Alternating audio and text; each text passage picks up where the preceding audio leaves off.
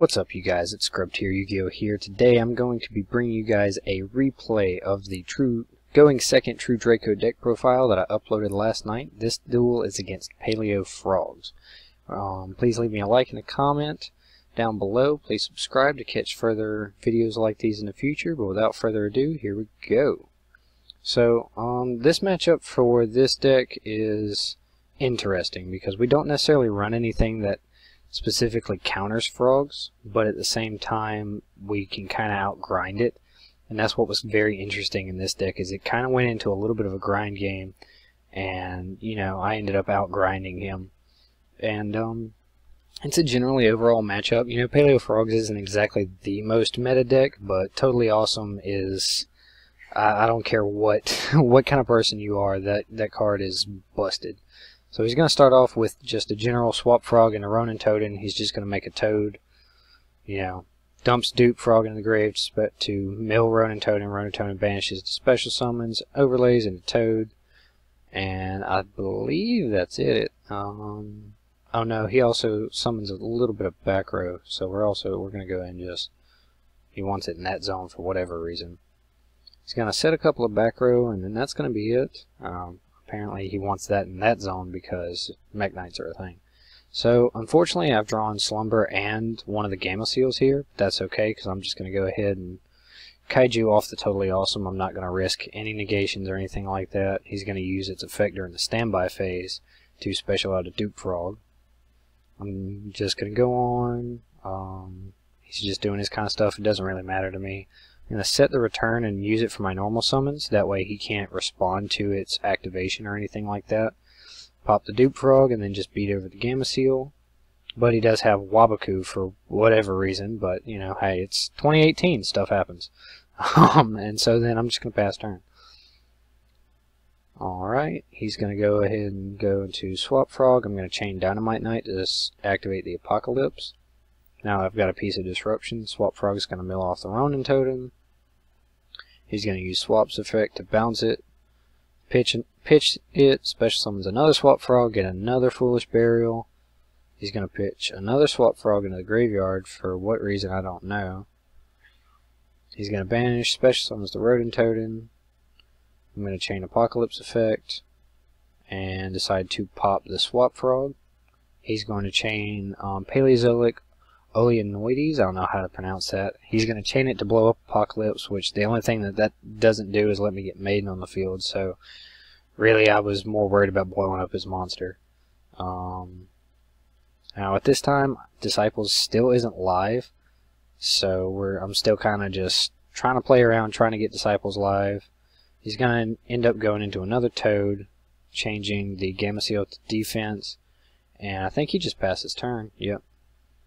So I'm going to chain him. I'm going to,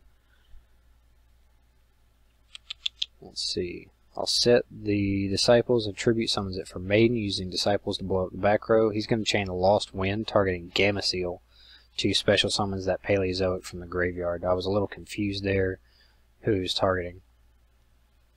And then we're just going to go straight for the battle phase. I'm just going to swing for the damage. I mean, there's nothing really much he could do to stop me, so kill the Dupe Frog because Dupe Frog forces me to attack it first, and then Dynamite's going to swing over Toad for the most damage.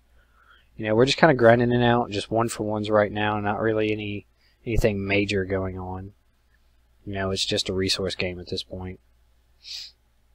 Here, he's going to let me draw a card because Disciples went to the grave. I top deck into an evenly matched, which is a really nice backup plan in case he breaks this little board I've got here. The only problem that I really have at this point in time is I don't have any more cards for Dynamite to search. So if I'd maybe thought it out a little bit more, I kind of misplayed. I should have tributed the Heritage and used Disciples effect, but hey, hindsight's 20/20, right? So he's still doing his froggy shenanigans. I'm just kind of like, yeah, whatever. I'm not really paying him any attention. What he's doing doesn't really bother me any right now. I'm just basically letting him do whatever he wants. And he actually made a monster that I didn't know. One of the Paleozoic XZs. I'm not even going to attempt to slaughter that name.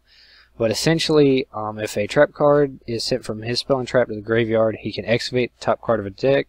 And if it's a trap, add it to hand. And once per turn as a quickie, if it has a trap as an Xyz material, he can detach one to blow up a card on the field, which I thought was really cool.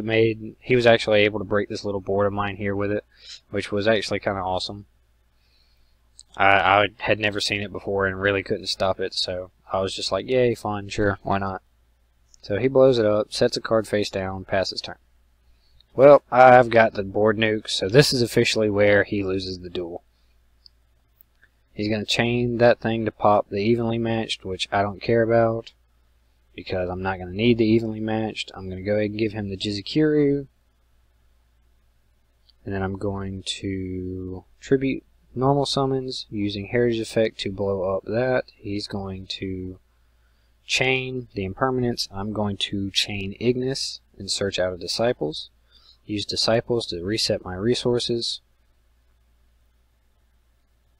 And then tribute summons for Maiden, and he just goes immediately into the scoop phase because he knows at this point he's screwed. There's nothing really else he can do. Paleozoic Frogs is not a deck you want to be top decking with, and especially not when you're facing down an Ignis, a Maiden, and a 3300 Jizukiryu. I mean, he really doesn't have much he's got for that. But you know, that's how it works. You know, you let your opponent go first, let them build a board, break it, and just keep pushing them, keep out grinding them. You know, and that's really how the deck is supposed to play. Alright, you guys, so I do want to thank you guys for tuning in, checking this out. I hope this has, you know, helped somebody think through the way this deck works, gives you a little bit of an example to see how it works. Really got nothing else to say. Once again, please leave a like and comment your thoughts down below, and subscribe to see future content, and most importantly of all, don't forget to be a scrub.